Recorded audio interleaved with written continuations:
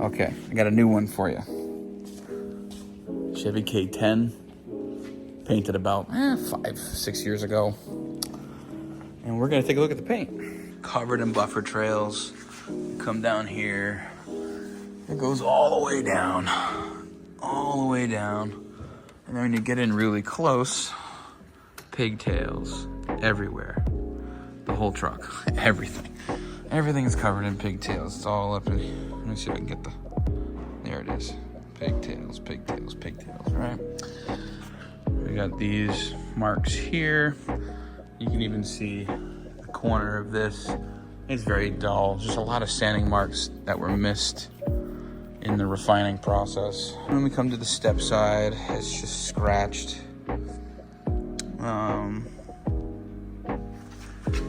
There's not too many sanding marks here. So we're giving this an extensive correction and fixing the sanding marks, coating it. Gonna coat the wheels. You literally eat off the frame. It is a picture-perfect K10. Tons of buffer trails and sanding marks all up in here,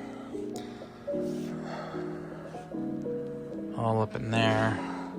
I did notice a really dull spot back here. And you can see, yeah, a bunch of sanding marks. One thing I do like is, watch this. Perfect doors, literally perfect. If anybody knows anything about these square bodies, these doors never shut right.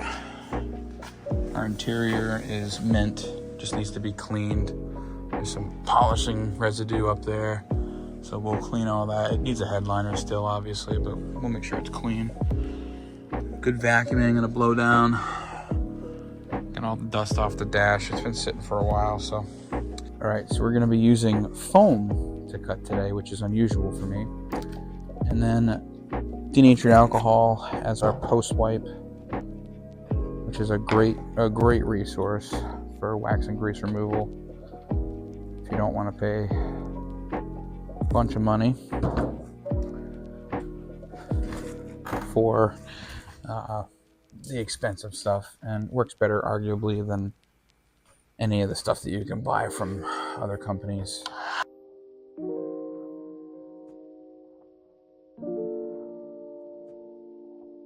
Lake Country cutting pads cut super fast, but they generate a fuck ton of heat. So you got to be very careful with how much speed and pressure you're using. What we're going to do is grab some HD1 and we're going to wet this out a little bit. So we're just going to do the body of the door, then we'll do the top of the door, work down the step side. We are using 3D 510 to rotary cut today, which is arguably one of the best compounds I've ever used, next to M110. Okay, let's continue on down the door.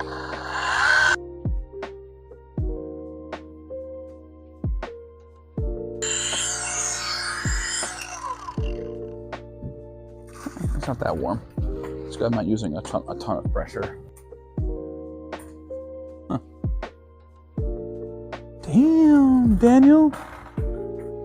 Damn, Daniel. Oh, back at it again with the white Vans. Oh, that's foam. I don't want that. Where's my... Ooh, that's kind of nasty. That's got to get blown out. That's a crusty pad. Gonna get the door, blow out my pad, because the pad's kind of crusty. Crusty pad, it's a fucking crusty pad.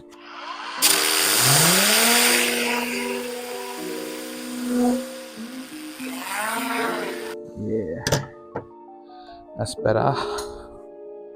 Nice clean pad, and we're going to continue this endeavor with the wool. I like the foam. Problem is, it doesn't flex a lot. I feel like I have less control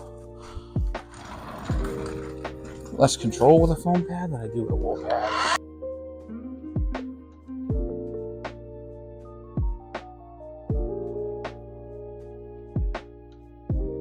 Okay.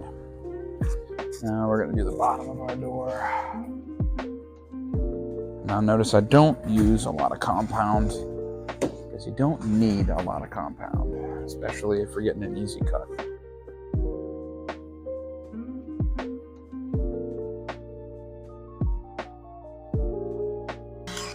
Alright, so now we're going to switch over to the DA real quick. I think we can finish this with just a foam pad. We will see. So we're going to take the cutting compound and use that as a polish. 2 pea-sized drops.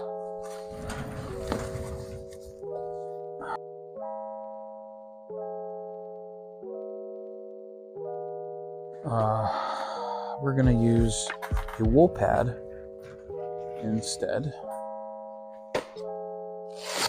because it's not cutting hard enough. So adapt and overcome.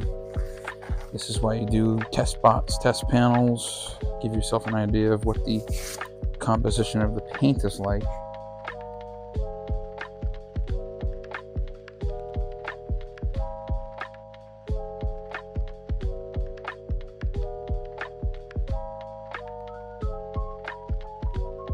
Oh yeah, that's a pretty massive difference. All right, let me bring you in and show you what we're dealing with here. That's the after. Let's get nice and close. Polishing. Obviously that's the rotary side. And that's the finished side. And red's very hard on camera to get right. Luckily this camera is really high def, so you can see there's still some little micro mars and some fading in there. We're gonna hit it with probably 210 instead of HD1. The paint is that soft that it is not finishing down amazing, but way better than it was before. So for my next magic trick, we're going to be using the melee.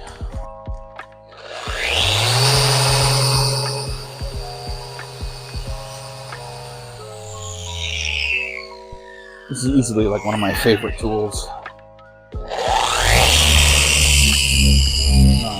So the reason I'm using the melee over the rotary is because of all the little small areas around the mirrors and stuff where I can tuck the corner of the machine into everything. It just works a lot better.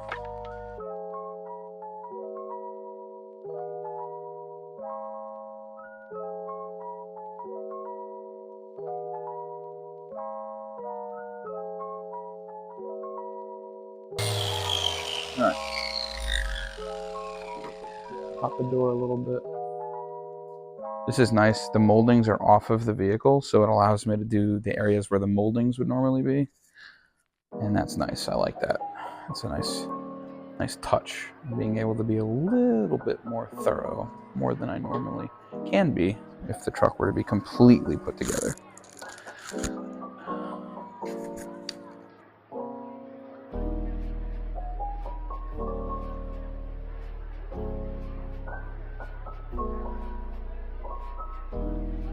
It's going to be hard to tell on camera because this camera enhances saturation so much, but maybe if we come up here,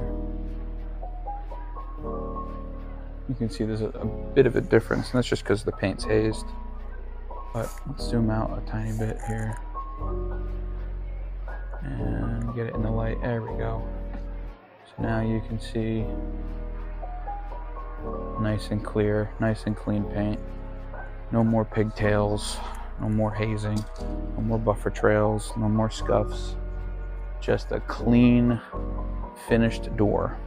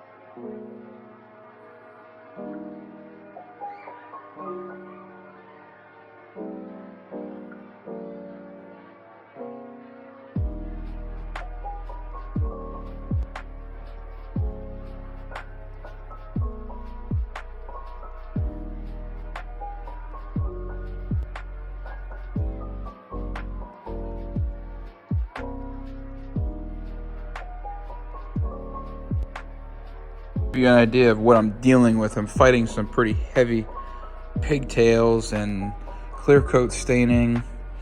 There's even some straight scratching marks. It's not horrible. Once you kind of do your first cutting step, it reveals a lot of the stuff that isn't coming out right away. But we've got tons and tons of pigtails right here. You can see them all up and down the panel. And I cut the absolute crap out of this piece, and there's still tons of pigtails. So we're gonna have to explore maybe 3,000 grit.